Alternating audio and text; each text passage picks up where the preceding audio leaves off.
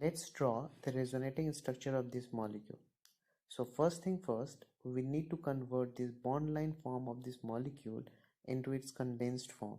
And to convert it into condensed form, we need to draw all the hydrogen atom associated with each and every carbon atom which is present in this molecule. So the condensed form will be this. Before we proceed to the delocalization of this pi bond, we need to understand that here both the pi bonds are separated by only one single bond. Therefore, both pi bonds are in conjugation with each other. And when two pi bonds are in conjugation with each other, then the pi electrons moves toward more electronegative atom. Means the terminal atom which has more electronegativity that will absorb the electron of these pi electrons. So here the terminal atom which is oxygen has the more electronegativity. So both pi bond or pi electron will shift toward the oxygen atom like this.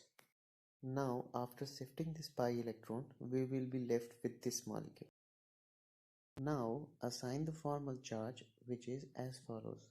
And now make a double bond using one positive charge and one negative charge. In this case, I am making double bond between these two carbon bonds. And now make the double bond between these two carbon atoms and remove the charge of the carbon where we have formed the double bond. This is the final resonating structure of the molecule we had started with.